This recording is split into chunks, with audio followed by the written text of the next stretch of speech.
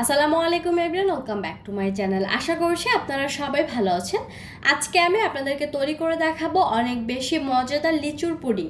সব ধরনের পুডিংয়ের চাইতে এই লিচুর পুডিংয়ের টেস্ট কিন্তু একদমই অন্যরকম হয়ে থাকে। আর প্রচণ্ড এই গরমে এইরকমই ঠান্ডা ঠান্ডা ডেজার্ট খেতে আমাদের কার না ভালো লাগে। এই লিচুর পুডিংটা বিশেষ করে ছোট বাচ্চারা খেতে অনেক বেশি পছন্দ করবে, আর তৈরি করাও অনেক বেশি সহজ। চলুন তবে দেখে নেওয়া যাক আমাদের আজকের রেসিপিটি।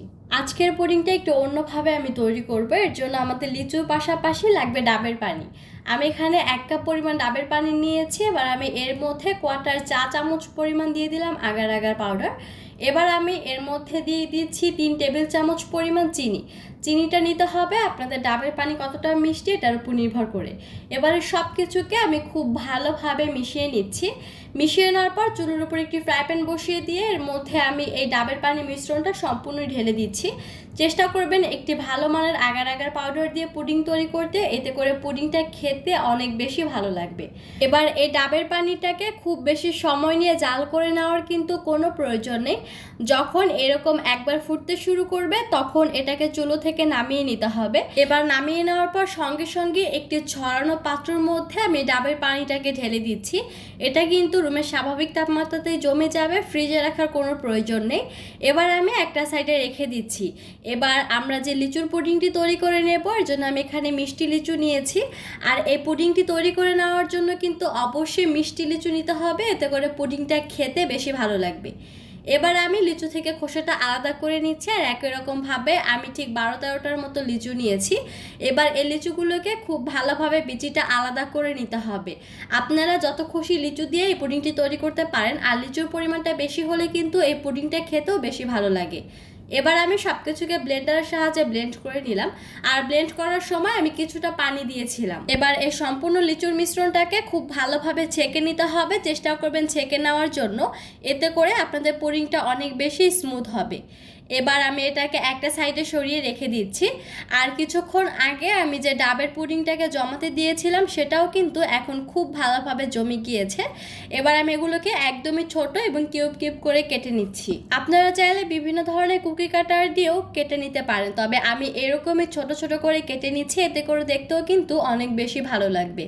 এবার এই কেটে নেওয়া ডাবের পুডিংগুলোকে আমরা মূলত যে পাত্রর মধ্যে পুডিংটাকে সেট করব সেই পাত্রর মধ্যে ঢেলে দিচ্ছি। এ পর্যায়ে এসে আপনারা যে পাত্রর মধ্যে পুডিংটাকে সেট করতে চান সে পাত্রর মধ্যে এভাবে দিয়ে দিবেন। একবারে সবগুলো না দিয়ে আমি কিছুটা রেখে দিয়েছি, এগুলো আমি পরে দিয়ে দিব।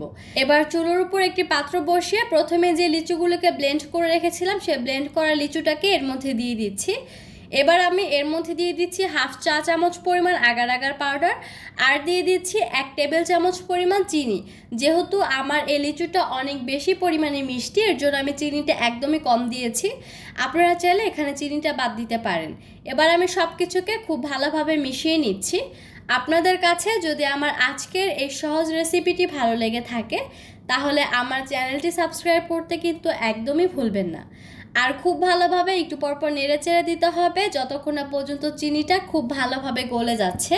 লিচুর এই জুসটা যখন খুব ভালোভাবে ফুটতে শুরু করবে এবং চিনিটাও সম্পূর্ণ গলে যাবে তখন এটা চুলো থেকে নামিয়ে নিতে হবে। আর চুলো থেকে নামিয়ে নেওয়ার পর গরম অবস্থায় সঙ্গে সঙ্গে মোল্ডের মধ্যে ঢেলে দিতে হবে, তা না হলে ওই পাত্রর মধ্যে কিন্তু পুডিংটা জমে যাবে।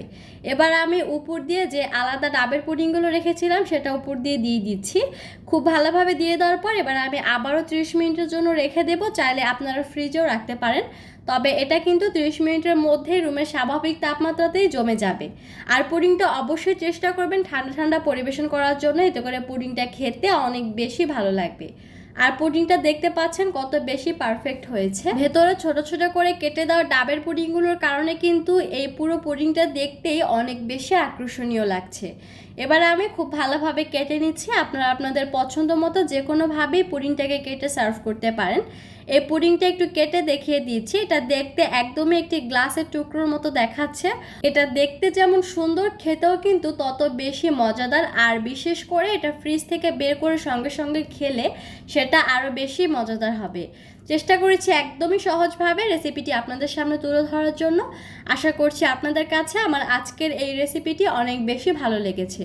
তাছাড়াও রেসিপি সম্পর্কে কোনো প্রশ্ন থাকলে আপনারা আমাকে কমেন্ট করে জানাতে পারেন। পরবর্তী ভিডিও দেখার আমন্ত্রণ জানিয়ে আজ এখানে বিদায় নিচ্ছি। আল্লাহ হাফেজ।